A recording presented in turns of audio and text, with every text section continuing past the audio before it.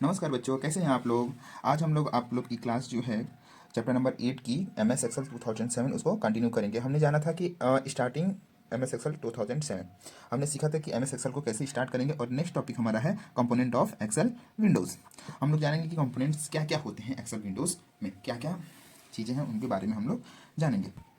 First, workbook and worksheet. An Excel document is called workbook. The blank worksheet is a part of workbook. Each workbook contains several worksheet. जो Excel का document होता है उसी को हम लोग क्या बोलते हैं, सिंपल लैंग्वेज में वर्कबुक बोलते हैं। The blank worksheet is a part of the workbook. जो वर्कशीट होता है ना, देखिए ये सीट है ना, सीट 1, सीट 2, सीट 3, ये जो पार्ट हैं वो किसके पार्ट हैं, एक वर्कबुक के पार्ट हैं। Each workbook contain several marksheet. एक वर्कबुक जो होता है कई सारे वर्कशीट को कंटेन करता है, मीन्स उसमें कई सारे सीट्स होते हैं। जैसे आप लोग देखिए seat 1, seat 2, seat 3, seat 4, seat 5, ऐसे हम लोग क्रिएट कर सकते हैं यहाँ से। ठीक है स्टूडेंट, समझ गए आप लोग। Next, row are the horizontal divisions of worksheet. The number starting from 1, 2, 3 and so on are marked on the row. There are total 65,536 row in a worksheet. जो हॉरिजेंटल डिविजन्स वर्कशीट का होता है ना, means horizontal जो आप लोग देख सकते हैं, ये देखिए हॉरिजेंटल है ना, ये हॉरिजेंटल ऐसे। तो हॉरिजेंटल जो डिविजन्स होते हैं उसी को हम लोग क्या बोलते हैं, रोज बोलते हैं। जो नंबर स्टार्ट हो रहे हैं ना आपके 1, 2, 3, 4 सो ऑन ऐसे, तो ये सारे क्या हैं, आपके रोज हैं। There are 65,536 rows in worksheet. एक वर्कशीट में कितने टोटल रोज होते हैं, तो हमारे टोटल रोज कितने होते हैं, 65,536 रोज होते हैं।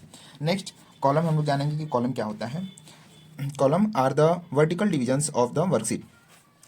वर्टिकल डिविजन्स, ये वर्टिकल है ना, ये वर्टिकल लाइंस, वर्टिकल बॉक्स जो बने हैं उसको हम लोग क्या बोलते हैं, जैसे कि ABCDEF सो ऑन, ये सारे क्या है, हमारे कॉलम्स हैं।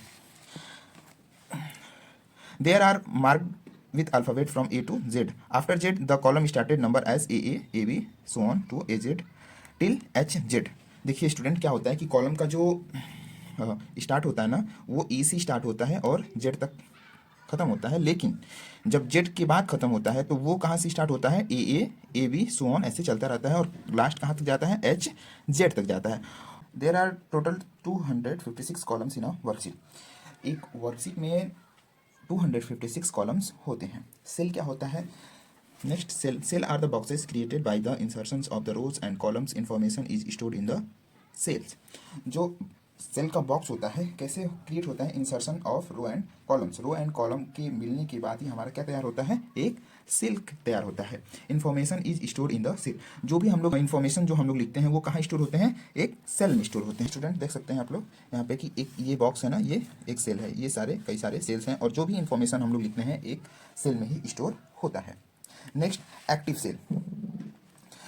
In the selected cell or the current cell, it has a dark boundaries around it. That is called the cell pointer. एक मिनट आप लोग को दिखाते हैं, यहाँ पे देखिए, एक जो सेलेक्टेड सेल होता है ना उसी को हम लोग क्या बोलते हैं स्टूडेंट, एक्टिव सेल, जो डार्क बाउंड्री से घिरा होता है। ठीक है, और इसको हम लोग क्या बोलते हैं, सेल पॉइंटर भी बोलते हैं। इसको हम लोग क्या बोलते हैं, cell pointer. Next student 6, formula bar. Formula bar display the content of active cell. Formula bar जो होता है वो कंटेंट दिखाता है एक्टिव सेल के, मीन्स क्या क्या कंटेंट्स हमारे सेल में लिखे गए हैं, क्या फार्मूला यूज़ किए गए हैं, ये सारा चीज़ कौन दिखाता है, हमारा formula bar. Okay, thank you. आज के लिए इतना ही। हम लोग नेक्स्ट टॉपिक में जानेंगे सेलेक्टिंग सेल। सेलेक्टिंग सेल के रिगार्डिंग क्या क्या चीज़ें होती हैं, सेलेक्ट करके हम सेल को क्या कर सकते हैं, ये सारी चीज़ें हम लोग कल नेक्स्ट टॉपिक में डिस्कस करेंगे। Okay bye, thank you.